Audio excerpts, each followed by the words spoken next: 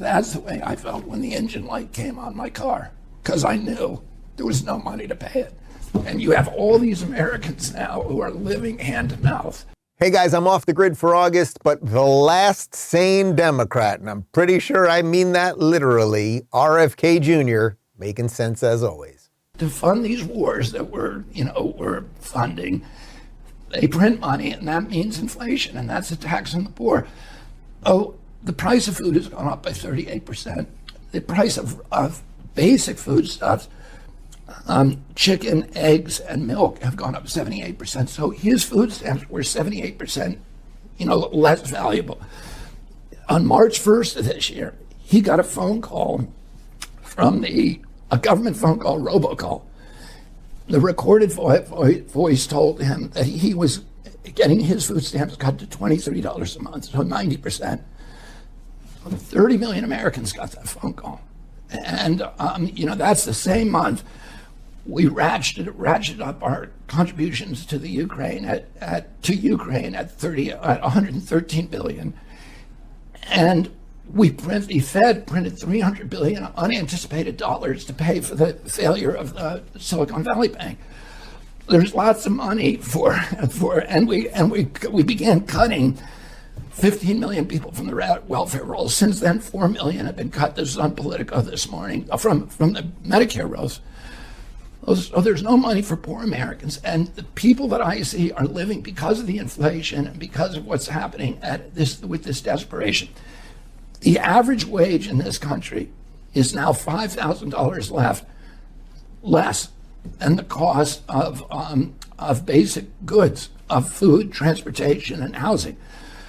So half of Americans are making up that gap by putting it on their credit card bills. And this week, we passed $1.1 trillion in credit card debt. That's the first time in history. Most of that, or $330 billion of that, has been in the Biden and Trump administration. Two men who are saying, I'm helping America.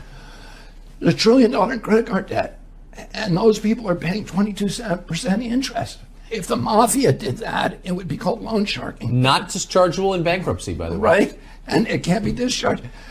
I'm meeting people who are, couples who are sitting at their dining room tables and trying to figure out how this math works for them, because they can't. They're having to make choices. People in this country are choosing between food and gasoline and food and medicine. And they're listening to a little baby crying in the room next door, young couples, and have to wonder whether that baby is $50 sick or $100 sick or $500 or $1,500 sick before they bring them to a hospital. And, my wife and I were talking about it the other night, and we were talking about this epidemic of depression and mental illness and anxiety that is afflicting Americans, the deterioration, the sense that the wheels are falling off. And she said, that's the way I felt when she was living in poverty. She said, that's the way I felt when the engine light came on my car, because I knew there was no money to pay it.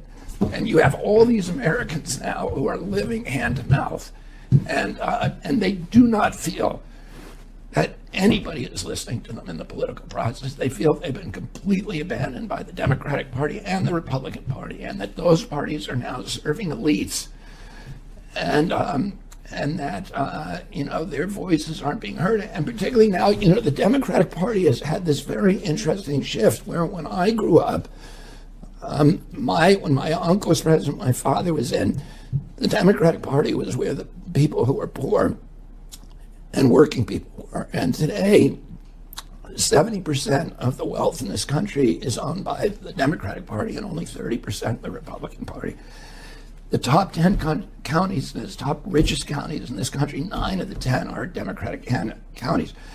So there is this kind of shift in wealth that maybe is one of the reasons that Democrats do not seem to be talking to or for working people anymore.